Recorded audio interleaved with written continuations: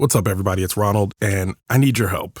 We're trying to grow the audience of Leaving the Theater, and the first step to doing that is by getting some information from you, my dedicated, loyal, and opinionated listeners. So wherever you're listening right now, please go to the show notes of this episode and click on the link that says Listener Survey. By completing this survey, you're helping to support the growth of Leaving the Theater and ohitsBigRon Studios.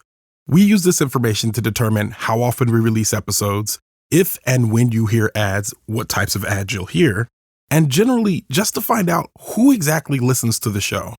If we know the audience, we can grow the audience. So please, please, please, please complete that survey as soon as you can. Once again, it's in the show notes. It's very easy. It takes probably about an average of 6 to 8 minutes to complete. Nothing too intrusive. You will be helping the show. So please, please, please complete that survey. Thank you so much. Now let's start the show.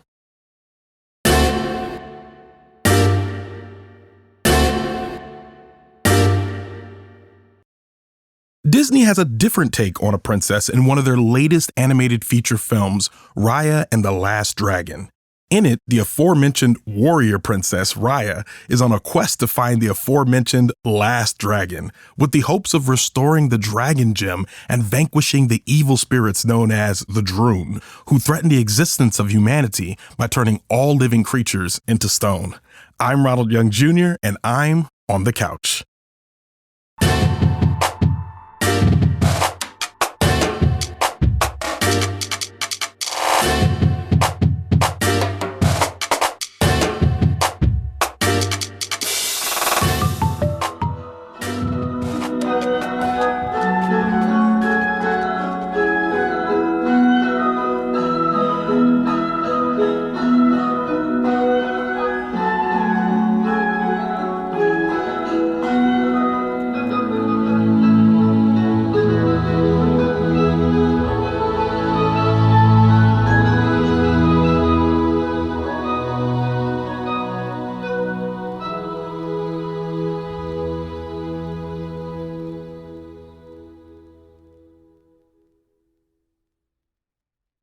All right, this is Ronald, and I am on the couch after watching Raya and the Last Dragon.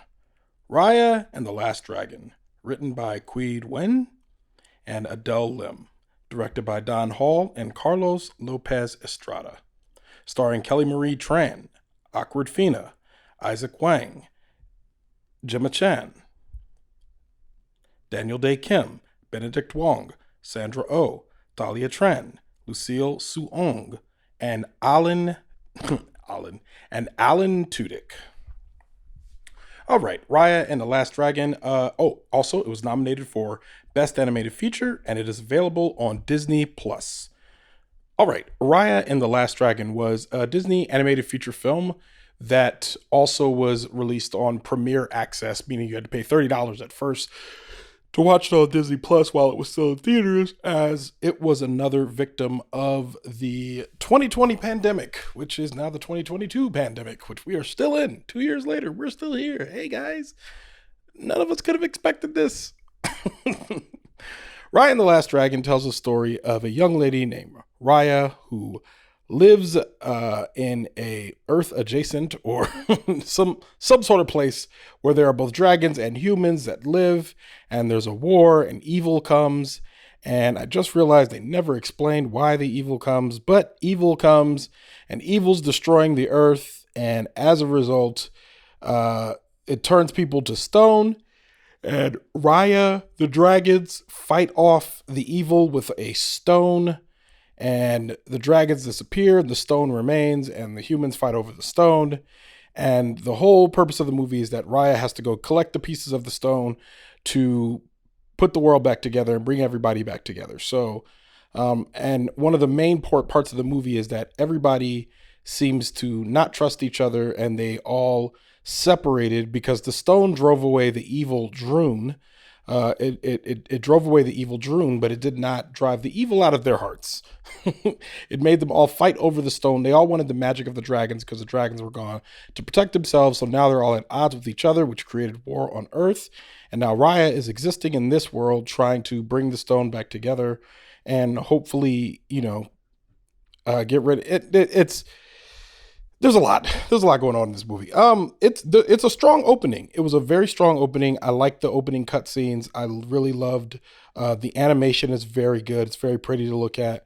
Lots of colors. I like that. It's an emotional opening. At one point, that Disney loves to do a remember me or you must go on. Loves to do a parent dying or being otherwise indisposed and letting the kid run into danger in order to save the world. Disney loves doing that. This is not very different from any of the other Disney movies. I'm with this movie for a bit, and then a dragon shows up and the dragon talks, which rubs me the wrong way. And then I realize my voice recognition software kicks in, and I realize that it's Awkwardfina, and I'm like, I'm not as much. I immediately had to like put my objective brain on because I'm just not a big Awkwardfina fan. I haven't been for a while. I've tried, but also she's everywhere, which makes it hard to actually not care for her. But she shows up in everything. Little problematic around the edges, although she apologized for the problematic ways in which she presented herself and. Yeah, whatever. That being said, it kind of takes me out of the movie a bit. I'm like, it's Awkwardfina. I don't know how I feel about this. Rest of the voice acting cast is, a bunch of who's. Kelly Marie Tran, you might know her from the Star Wars movies, in which they relegated her part in the third one, in the new Star Wars movies, to be clear. So she was in The Last Jedi and Rise of Skywalker, but she was relegated in Rise of Skywalker, which was very annoying. Isaac Wang, Gemma Chan, Daniel Day Kim, Benedict Wong, Sandra Oh, everybody that we know, very popular Asian American actors. So they brought together a strong cast for this one. Voice acting is fine. Nothing that necessarily stands out. Benedict Wong is obviously Benedict Wong. He's the same Wong from that he is in the Marvel movies. I'm always happy to see him pop up. He makes me laugh. He's like your grumpy uncle with a heart of gold, like tries to be mean, but is going to give you whatever you ask for anyway, but he's going to yell at you first, but then he's going to give you exactly what you ask for. So if you can stand through the lecture of the yelling, you're going to get what you need. So who cares? Thanks, grumpy uncle. So the voice acting is fine. Visually, it's good. I do think the dragons look like unicorns, and they look a little too cartoonish for the world they're supposed to be in. To a point where it's kind of, they just kind of look silly. Looking at them, I'm just like, oh, these dragons, they just look silly. And I know that I'm sure that there was a lot of talk about, oh, should the dragons look like this or like that? And what they ended up with was very animated, kind of just silly looking dragons. And Awkwardfina is, she is a dragon called Sisu, and she makes jokes as soon as she gets on screen. And I could see them being like, oh, well, we want it to be funny and her to kind of be funny, but everyone else is playing it straight around her, which makes the jokes land even flatter. And I don't know what the difference is, because I'm sitting here and I'm thinking, well, Ronald, what's the difference between this and like Mulan, where you have Eddie Murphy playing a funny dragon? And there was something to be said about the ways in which, you have Mushu interacting with Cricket, and their back and forth kind of made it funnier because Cricket was actually reacting to the things that Mushu was saying, while everybody else was playing it straight, which kind of created some humor, some like humorous tension, if you will. And the other part is Mushu while he is an important character in Mulan, he is not a main character. He's not necessary for the plot. And I mean, so much so that they get rid of him in the live action Mulan when they remake him. Whereas Sisu and Raya and the Last Dragon is necessary for the plot. So she feels important to the rest of the movie, which kind of makes it so that you can't just be like side humor. You can't just be cracking jokes. And she tries, and the jokes feel very anachronistic. There's a joke she makes about a group project. And I remember thinking, what where is this supposed to be set? This feels like it's supposed to be in ancient days, or is it current days? And it's also in like kind of like an amorphous Asian area. Like there's no really thought to where it is. It's just a place where there are dragons and a lot of Asian people, which feels like it's not necessarily problematic, but just feels very, it almost feels like Agrabah, where you go to Aladdin and it's just like, you turn it on, they're like, this is Agrabah. We're like, okay, it's the Middle East. So it's like, it could be Northern Africa or, this could be anywhere. We just know there's a lot of sand and everybody's brown. Like that's the one thing we know about this area, but they're not really calling it anything specific, except we know that everybody's brown. So this is the same thing where everybody's Asian and it's from like an Asian place, obviously, but it's not really specific. I think they call it Kumadra is the original name. And then they eventually have different names and then it becomes Kumadra again. So, but yeah, again, the jokes feel a little anachronistic because of that, because it feels like they don't feel like they're of the place that they're from. Is this an ancient place, or is this, a place where they would have group projects? There's a joke about group projects, obviously. The dragon is making jokes about booties, about the beetle having a booty, which also felt out of place. And coming from Awkwardfina, felt weird to hear her say, honestly. And then at one point, and then they start going on quests. They start going on quests to go get the pieces of the stone that they need in order to stop what's happening. And the quest just seems too easy. It's just like the obstacles are coming. They're overcoming the obstacles very quickly. They're just, this movie is set on getting to where it's going. And it's not a short movie. It's an hour and 55 minutes long, but it feels like it's rushing, which is weird when you have that much time to still feel like you're rushing through it. I think this would have been a better Disney Plus series, and I think it should have been a Disney Plus series. I think it would have been a great Disney Plus series because you could have built out the characters. You could have given everybody a little bit more backstory. You could have made me care about them a little more. All of these characters have families. Don't care about any of them. Don't care about any of their families. There's a touching scene at the end where people reunite, which was cute. But again, I didn't get enough about any of these folks to really care about these reunions, except for the one or two lines of service that they gave these characters, which, I guess that's enough for a movie, but I don't know if that's, no, I'm saying it's not enough for a movie. It would have been better if they'd taken their time and done it in a series. They're going to do it. But an hour and 55 minutes long, I'm like, this movie was both too long and too short because you rushed through it. There was a couple of times where it just seems like there was nonsensical things that happened in the plot, or there was something that was just set up. There's a portion of the plot where Raya has to set off with has to face off with her nemesis, Nymeria.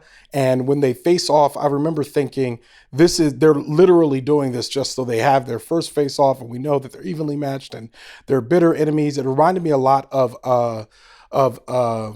Aang and oh man, the guy from the Fire Nation on The Last Airbender reminded me of that, where they're supposed to fight each other. But again, The Last Airbender was a series and it was very good. So I think this could have been that. We could have seen it face off and seen somebody have a change of heart, but it just feels like it was rushed in this case. And nearly all of the characters felt so flat that I just really didn't believe any of the motivation behind what they were doing. Now, I know a lot of people, oh, it's a kids' movies, whatever, but I want to remind you this was nominated for Best Animated Feature. And by now, when I'm putting this up, if you've listened to the other animated feature reviews, we're talking about Encanto, and the Mitchells versus the Machines. Now, all of those movies have heart. I think of the three, Encanto is winning. It is head and shoulders above the other two.